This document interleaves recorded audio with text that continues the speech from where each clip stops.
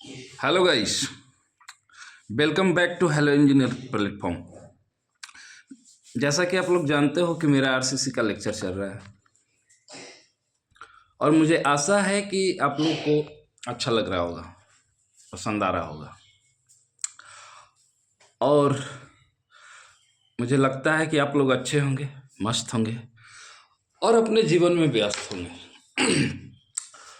तो जैसा कि मैं ये मेरा तीसरा या नहीं मे बी फोर्थ क्लास है सिंगली रेनफोर्स सेक्शन का। मैं 3 क्लास ऑलरेडी ले रखा हूँ और ये फोर्थ क्लास है।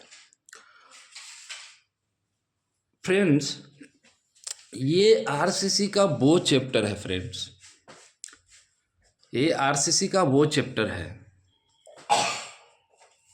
जैसे कि मानो आपकी अगर कोई बिल्डिंग का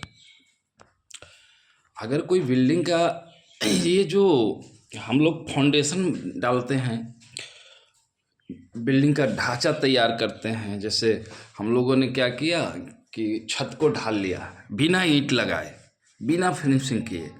तो मान के चलो कि जब हम लोग पिलर पे जो ढाल लेते हैं, स्लैब ढाल लेते हैं, कॉलम उठा लेते हैं, अब उसमें हमको एक बिल्डिंग में लगता है फ्रेंड कि अगर स्लैब ढल गया और पिलर पे ढल गया, सब स्ट्रक्चर बन गया, तो 80% जो है बिल्डिंग का काम खत्म हो जाता है।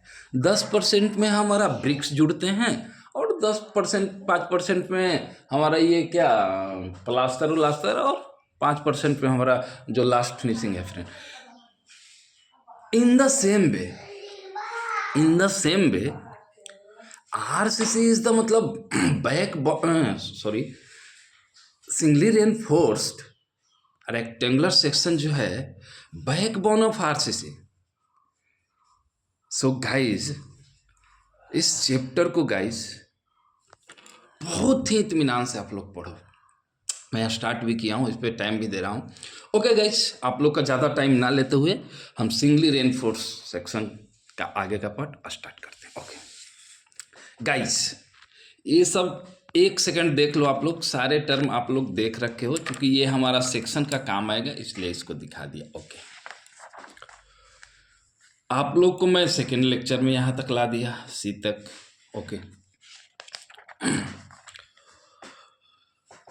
एक सीव का फॉर्मूला एक्स बार का यहाँ तक मैं लेके आ गया। ओके गाइस, चूँकि गाइस ये दिखाने का मतलब ये है गाइस कि रिलेटेड है गाइस। मतलब राम लिखना है गाइस, तो आपको ए के बारे में ए तो आपने पहले पढ़ ही लिया, लेकिन राम लिखते समय भी तो ए का जिक्र करना पड़ेगा गाइस, तो इसलिए मैं ये दिखा रहा हूँ गाइस। ओके गाइस, हम लोग का लास्ट लेक्चर में limiting depth of neutral axis तक हम लोगों ने बुक कर रखा था गाइस। थोड़ा सा गाइस कोई प्रॉब्लम नहीं है, थोड़ा सा लाइट चली गई है। तो हम लोग guys limiting depth of neutral axis तक कर रखा है। शायद आपको दिख रहा होगा गाइस, ये वाली फार्मूला गाइस। हाँ, ये फार्मूला है और ये। ओके गाइस, अब आगे चलते हैं। इससे आगे क्या है,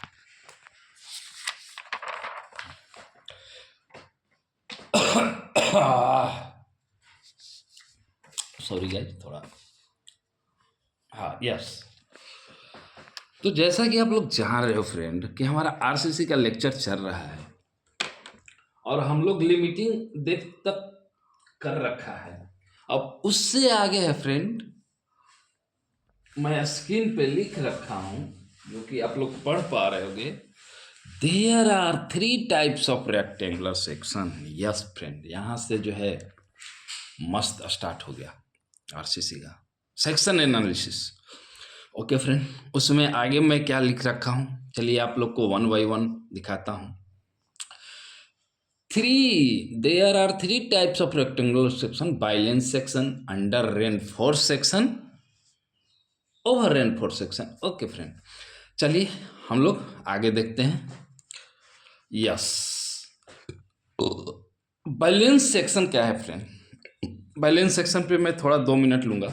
the balance section is the defined as the, देखना फ्रेंड उधर कोई मतलब नहीं है यहाँ से, compressive stress in the concrete and to the tensile stress in the steel. Yes friend, reach their maximum permissible value simultaneously.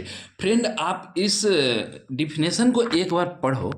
ये डिफिनेशन तो आईएएस कोड का और टेक्स्ट बुक का है, लेकिन मैं आप लोग को ये समझाऊंगा, अपने तरीका से समझाऊंगा। तो आप लोग शायद पढ़ लिए हैं फ्रेंड। अब मैं आइए हम समझाते हैं दो चार टर्म जो है फ्रेंड, 2-4 टर्म है उसको हम समझाते हैं। ये देखिए फ्रेंड, सिमल्टेनियसली कहने का मतलब है फ्रेंड एक साथ। तो मान लिए कि एक ये श्याम है, श्याम मतलब स्टील, और ये चंदन है, चंदन मतलब कंक्रीट। चंदन का 8 रोटी खाने का क्षमता है और श्याम को भी 8 रोटी खाने का क्षमता है। तो श्याम ने रोटी खाना स्टार्ट किया, 1 2 3 4 4 8 खा गया। चंदन ने भी, ये ऑरिजिन पॉइंट है, दोनों एक साथ यहाँ से खाने के लिए शुरू करते। अब चंदन 1 2 3 4 5 6 7 8। यस फ्रेंड, हमने जो बोला कि मैक्सिमम परमिसिबल वैल्यू क्या है, ये दोनों का 8-8 रोटी खाने का, और खाना कहाँ से स्टार्ट किया, 0 रोटी से। तो दोनों ही एक साथ 8-8 रोटी खा गया फ्रेंड साइमल्टेनियसली। यही तो कह रहा है कि बैलेंस सेक्शन इज डिफाइंड कैसे, maximum compressive stress to the maximum compressive stress in concrete, maximum compressive stress in steel simultaneously permissible value से।